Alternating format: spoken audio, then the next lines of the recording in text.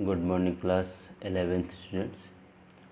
इससे पहले वाले वीडियो में हमने एसिड और बेस इक्विलिब्रिया के बारे में, जो अपने पास 3 कॉन्सेप्ट स्पेशली एसिड से रिलेटेड हैं, जैसा कि आपको पता है Arrhenius concept, Bronsted Lowry concept and Lewis concept. ये तीनों कॉन्सेप्ट मैंने डिस्कस कर लिए हैं। आप लोगों ने वीडियो देखा भी होगा, और कोई डाउट्स अगर है तो आप उसको पूछिएगा। अब इसके आगे वाले टॉपिक हम लोग कवर करना चाहूँगा मैं। ये बड़े छोटे छोटे टॉपिक हैं, लेकिन ये इम्पोर्टेंट इसलिए हैं क्योंकि न्यूमेरिकल में हमें कभी कभी इनकी ज़रूरत पड़ सकती है। जैसे ionisation of acid and base. आपको पहले से ही पता है कि एसिड हो या बेस हो, अगर स्ट्रॉन्ग एसिड है और इसको वाटर में डिज़ोल्व किया जाए तो स्ट्रॉन्ग एसिड अपना H+ आयन वाटर को देगा, ये हाइड्रोनियम में चेंज हो जाएगा, और स्ट्रॉन्ग एसिड एक कॉन्जुगेट बेस में चेंज हो जाएगा। और ये पहले से ही पता है आप लोगों को कि हमेशा strong acid weak conjugate base देता है, और अगर वीक एसिड है तो ये वाटर में आयोनाइज करा दिया जाए, डिसोसिएट हो जाए, तो अपना H+ वाटर को दे करके हाइड्रोनियम में कन्वर्ट कर देगा, और ख़ुद एक नेगेटिव आयन यानी स्ट्रॉन्ग बेस का, वो एक कॉन्जुगेट बेस का फॉर्मेशन करेगा। तो ये डिस्कशन पहले वाले वीडियो में भी ऑलरेडी हो चुका है, हमारे लिए काफ़ी यूज़फुल भी है। कहीं कहीं हमें ज़रूरत पड़ेगी कि always strong acid will give weak conjugate base, but weak acid always give strong conjugate base. ये हम लोग पहले से ही जानते हैं। तो किसी भी, अब इक्विलिब्रियम की अगर हम बात करेंगे तो स्ट्रॉन्ग एसिड के केस में इक्विलिब्रियम का कॉन्सेप्ट रेयर बनेगा, क्योंकि स्ट्रॉन्ग एसिड तो मैक्सिमम लगभग 100% डिसोसिएट है। तो जब ये 100% डिसोसिएट है तो मैक्सिमम हमारा रिएक्टेंट प्रोडक्ट में चेंज हो जाएगा, और इक्विलिब्रियम का रेयर कॉन्सेप्ट यहाँ डेवलप होगा। लेकिन अगर हम वीक एसिड या वीक बेस लेकर के चलेंगे, यही सेम सिचुएशन बेस में भी आएगी। बेस अपना वाटर में OH- आयन रिलीज़ कर देगा और पॉजिटिव आयन में कन्वर्ट हो जाएगा। तो उस केस में देखा जाए, यानी एसिड अपना H+ आयन लूज़ करता है तो कॉन्जुगेट बेस बनाता है, और बेस अगर H+ आयन एक्सेप्ट करता है तो कॉन्जुगेट एसिड बनाता है। वही सेम कंडीशन वहाँ पर भी बनेगी, और वहाँ पर भी वीक बेस के रिगार्डिंग ही इक्विलिब्रियम का कॉन्सेप्ट डेवलप होगा, स्ट्रॉन्ग के रिगार्डिंग नहीं। तो ये डिस्कशन हमारा ऑलरेडी हो चुका है। और स्ट्रेंथ कभी भी एसिड या बेस की एक्सपेरिमेंटली अगर हमें निकालनी हो तो हम लोग आयोनाइजेशन कांस्टेंट या डिसोसिएशन कांस्टेंट एसिड या बेस का निकाल करके एसिड या बेस की स्ट्रेंथ हम बता सकते हैं। ऐसे किसी भी एसिड या बेस को देख करके उसकी स्ट्रेंथ को नहीं बताया जा सकता, क्योंकि जब तक अपने पास न्यूमेरिकल डाटा नहीं रहेगा तब तक आप किसी कह सकते एसिड या बेस की स्ट्रेंथ को नहीं बता सकते। तो हम उसी टॉपिक की तरफ मूव करना चाहेंगे। पहले हम एसिड के रिगार्डिंग बात करेंगे, और यही सेम कॉन्सेप्ट बेस पर भी अप्लाई होगा। तो आपके सामने देखा जाए, दिया गया है कि ionisation constant of acids in water. हम लोगों ने छोटा सा एक डेरिवेशन लिया है 2 लाइन का।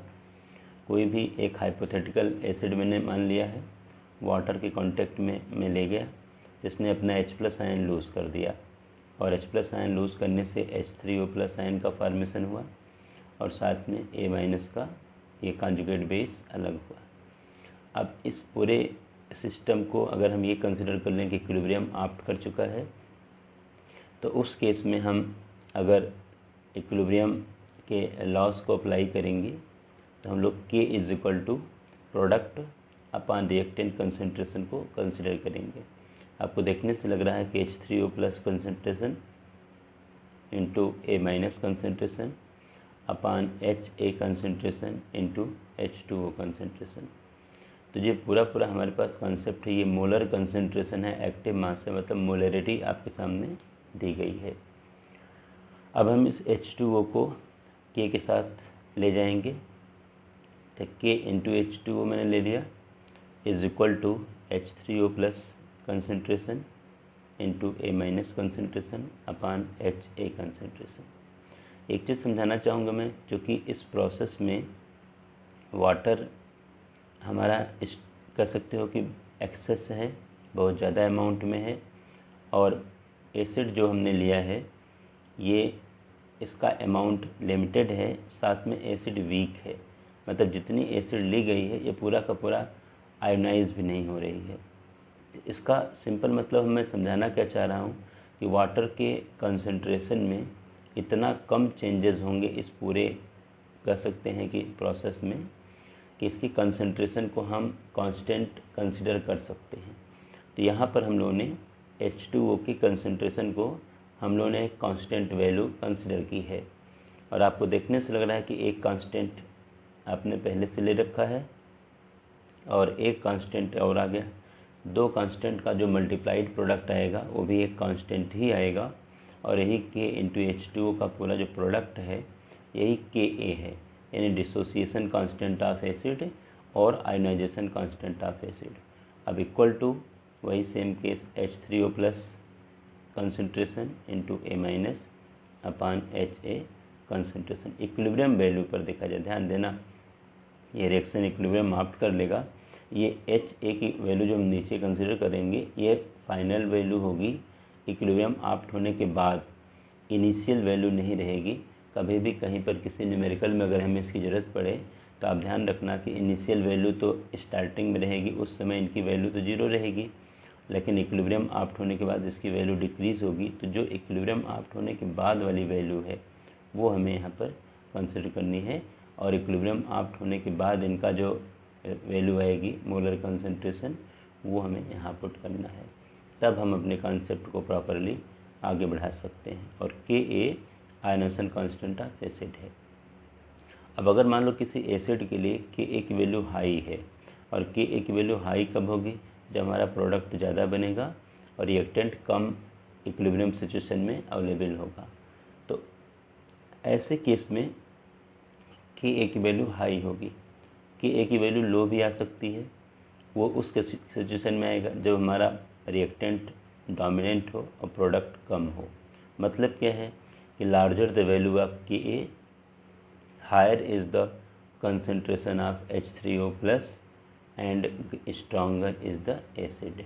यानी अगर दो एसिड तीन एसिड आपको दे दिए जाएं और आपको कहा जाए कि इसमें कौन सी एसिड स्ट्रॉन्ग है, तो अगर न्यूमेरिकल वैल्यू Ka गिवन है तो जिस एसिड के लिए Ka की वैल्यू हाई आएगी वो एसिड स्ट्रॉन्ग होगी, और जिस एसिड के लिए Ka की वैल्यू कम आएगी वो वीक होगी।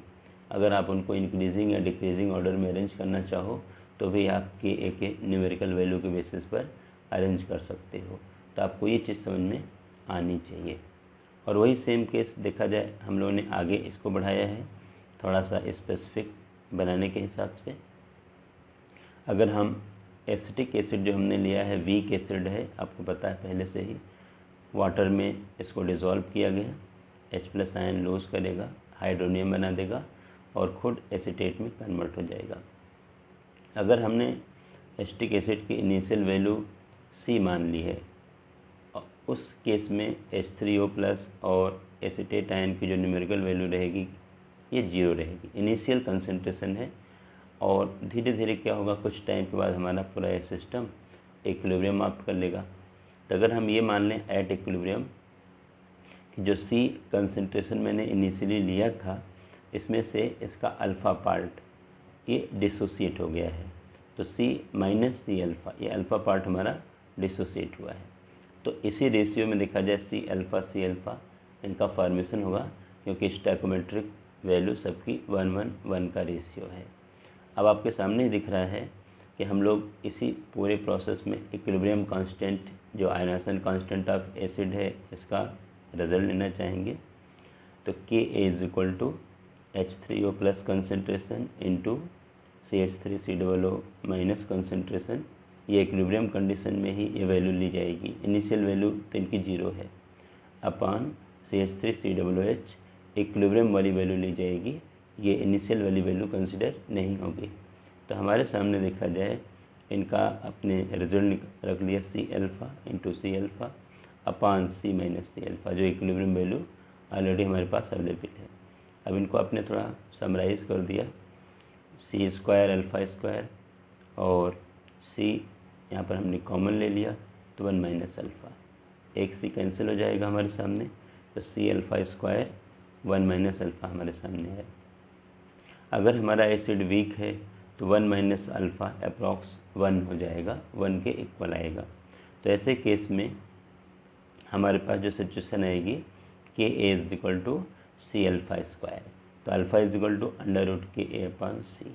ये हमारे सामने डिग्री ऑफ डिसोसिएशन या डिग्री ऑफ आयोनाइजेशन का रिजल्ट है। अगर कभी किसी एसिड के लिए अगर अपने को के ए की वैल्यू दी जाए, न्यूमेरिकल वैल्यू, और साथ में सी कंसंट्रेशन दिया जाए और उसका डिग्री ऑफ डिसोसिएशन पूछने के लिए कहा जाए या कहा जाए कि इसका रिजल्ट निकालने के लिए न्यूमेरिकल वैल्यू, तो under root K A upon C ये फार्मूला हमारे काम का हो सकता है, क्योंकि यहाँ पर आपने इसको देखो वीक मान करके इसको 1 मान लिया।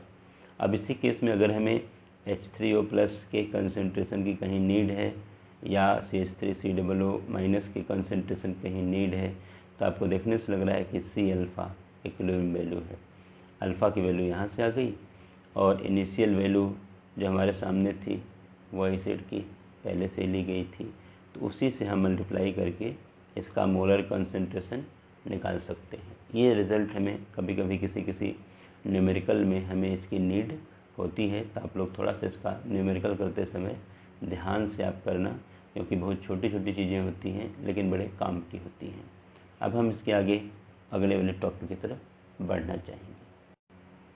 अब इसके आगे वाले केस की तरफ देखो, हम यहाँ पर यूँ मूव करना चाह रहा हूँ मैं कि जैसे ionisation constant of bases in water, same situation में सेम कॉन्सेप्ट यहाँ पर भी हमारा बनेगा।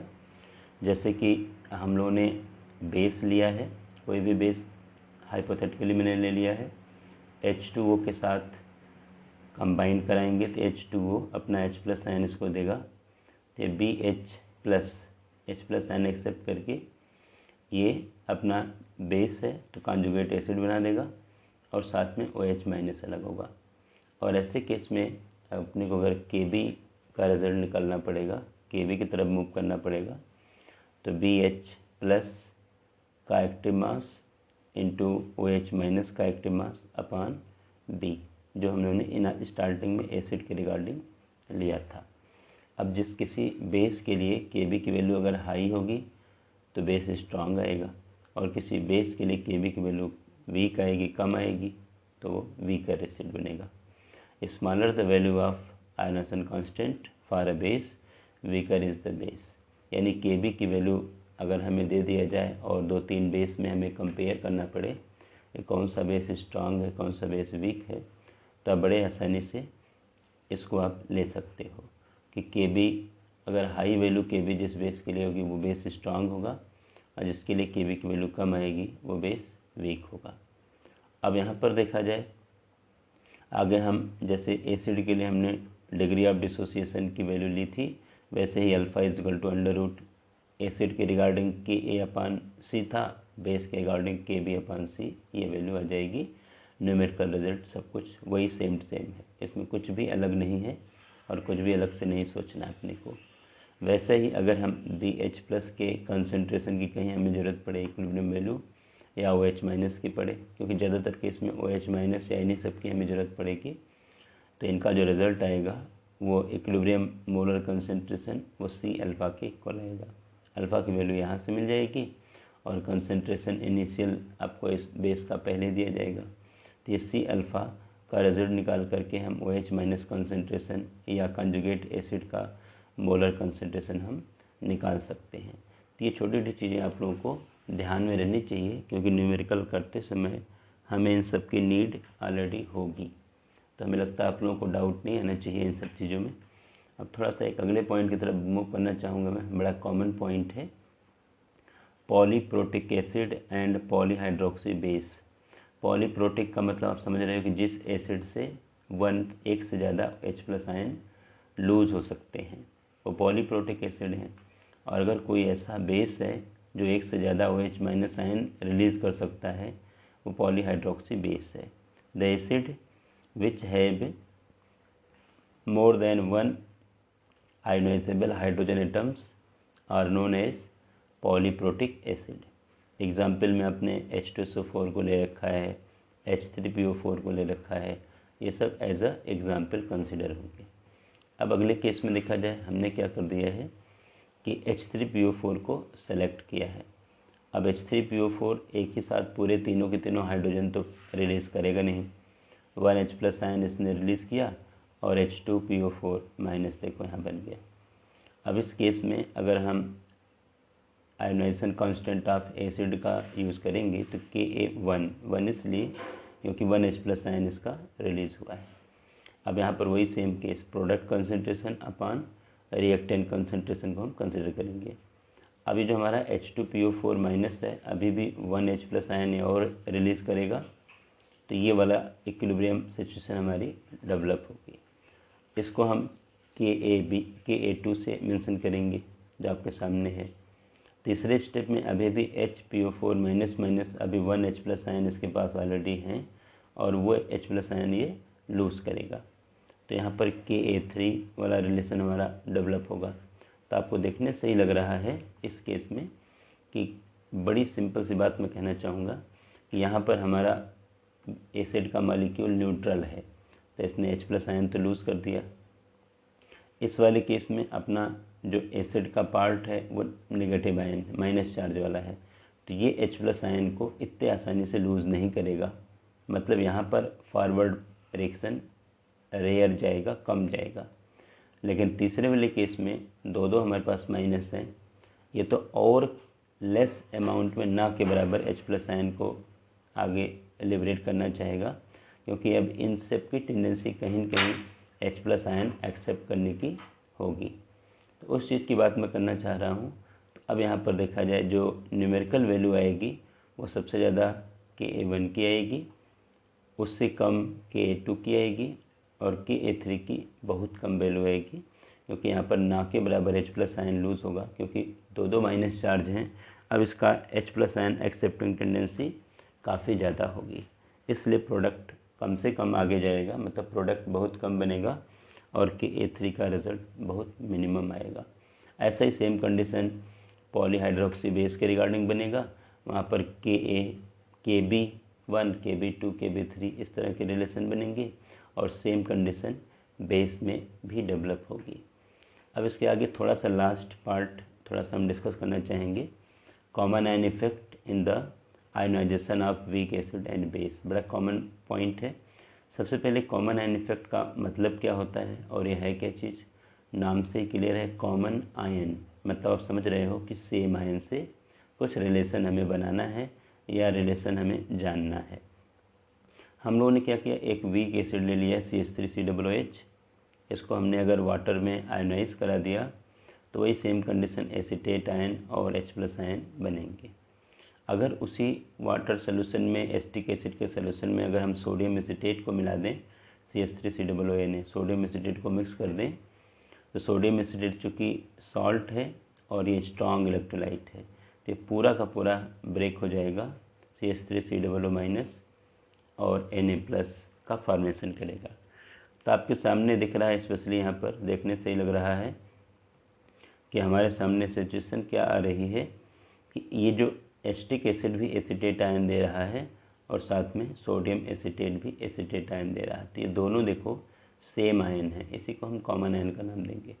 अब इस कॉमन आयन से हो क्या रहा है, कॉमन आयन के इफ़ेक्ट से हमारा जो वीक इलेक्ट्रोलाइट होगा इसका आयोनाइजेशन पहले के रिस्पेक्ट में कम हो जाएगा। क्यों कम हो जाएगा, क्योंकि जब एसीटेट आयन का अगर हम कंसंट्रेशन इक्विलिब्रियम में इंक्रीज़ करेंगे तो पता है एसीटेट आयन यहाँ पर एज अ प्रोडक्ट वर्क कर रहा है, तो हमारा रिएक्शन ऐसे डायरेक्शन में शिफ्ट होगा जिससे चेंज का इफ़ेक्ट नलीफाई हो जाए।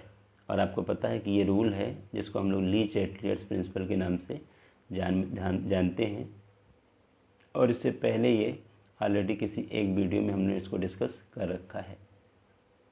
तो अब आपको दिख रहा है कि अगर हम एसीटेट आयन के कंसंट्रेशन को बढ़ाएंगे तो हमारा इक्विलिब्रियम किधर जाएगा, बैकवर्ड, क्योंकि प्रोडक्ट है। तो अब जो रिएक्शन, ये तो स्ट्रॉन्ग इलेक्ट्रोलाइट है तो पूरा का पूरा ब्रेक हो जाएगा, इस पर कह सकते हो कि कोई इफेक्ट नहीं आएगा। लेकिन जो वीक इलेक्ट्रोलाइट है, क्योंकि इक्विलिब्रियम ये ऑप्ट कर चुका है, तो अब इसका इक्विलिब्रियम बैकवर्ड शिफ्ट होगा, मतलब एसिटिक एसिड का डिसोसिएशन या आयोनाइजेशन पहले के रिस्पेक्ट में कम हो जाएगा। तो कॉमन आयन की वजह से क्या होता है कि जो हमारा वीक एसिड या वीक बेस होता है, इसका आयनाइजेशन या इसका डिसोसिएशन इक्विलिब्रियम कंडीशन में जितना पहले था, तो उस कॉमन आयन अवेलेबल होने से उससे कम हो जाएगा, उससे डिक्रीज़ कर जाएगा, रिड्यूस हो जाएगा। इसी इफ़ेक्ट को हम कॉमन आयन इफ़ेक्ट का नाम देते हैं, जो आपके सामने नज़र आ रही है। तो वीक एसिड या वीक बेस का आयनाइजेशन कम हो जाएगा, डिक्रीज़ कर जाएगा, कहने का मतलब घट जाएगा। अल्फ़ा की वैल्यू, जिसको हम डिग्री ऑफ डिसोसिएशन का नाम देते हैं, वो वैल्यू भी डिक्रीज़ हो जाएगी। तो आप लोगों को ये थोड़ा ध्यान में रखने की ज़रूरत है। अगर आपने अमोनिया और H2O को लेकर के अमोनियम आयन और OH माइनस आयन बनाया और आपने NH4Cl को, सॉल्ट को इसी सोल्यूशन में डाल दिया, अमोनियम आयन और Cl माइनस आयन, फिर वही बात आई, कॉमन आयन अपने सामने मिला। तो कॉमन आयन का इफ़ेक्ट क्या होगा कि चूँकि ये तो सॉल्ट है, स्ट्रॉन्ग है, ये तो पूरा पूरा ब्रेक हो जाएगा, लेकिन अमोनियम आयन का कंसंट्रेशन जो सोल्यूशन में इंक्रीज़ हुआ है, इससे ये जो हमारे सामने ये बेस जो आपको दिख रहा है इक्विलिब्रियम आप्ट कर चुका है, वीक बेस, इसका रिएक्शन बैकवर्ड शिफ्ट होगा ली-चाटलियर्स के अकॉर्डिंग।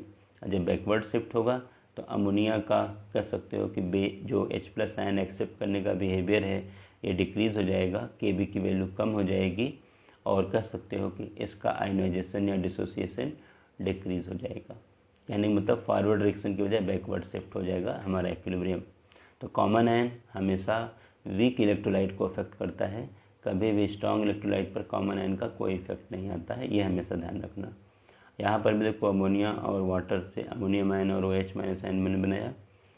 NaOH अगर हमने एक स्ट्रॉन्ग बेस इसमें मिला दिया तो Na+ और OH माइनस। अब देखो OH माइनस कॉमन आयन है, चूँकि स्ट्रॉन्ग बेस है तो पूरा पूरा ब्रेक होगा 100%, इसके डिसोसिएशन पर इसका कोई इफेक्ट नहीं आएगा। लेकिन चूँकि ये वीक है तो इसका जो इक्विलिब्रियम है, चूँकि प्रोडक्ट का कंसंट्रेशन अगर बढ़ेगा तो इक्विलिब्रियम बैकवर्ड शिफ्ट होगा। तो इस केस में जितना डिसोसिएशन इसका नॉर्मली था या जितना आयनाइजेशन इसका पहले था, अब उससे कम हो जाएगा, रिड्यूस हो जाएगा। इसी को हम लोग नाम देते हैं कॉमन आयन इफेक्ट। तो यूँ समझने की ज़रूरत यहाँ पर ये है कि कॉमन आयन इफेक्ट्स की वजह से जो हमारा वीक एसिड या वीक बेस का आयनाइजेशन नॉर्मली जितना होता था, जितना है, उससे कम हो जाएगा, क्योंकि इक्विलिब्रियम बैकवर्ड शिफ्ट हो जाएगी। तो इतना अपने को ध्यान में रखने की ज़रूरत है। अब इसके अगले वाले वीडियो में हम लोग पूरा कर सकते हो कि pH और pH से रिलेटेड कॉन्सेप्ट को डिस्कस करेंगे। इस वीडियो में इतना सारा सब कुछ कॉन्सेप्ट कवर हुआ है, आप लोग उसको अच्छी तरह से देखना, समझना, अपने नोट्स बनाना, और इससे रिलेटेड क्वेश्चंस आप लोग करना। कोई डाउट्स आएगा तो उसको आप लोग डिस्कस करिएगा। Thank you.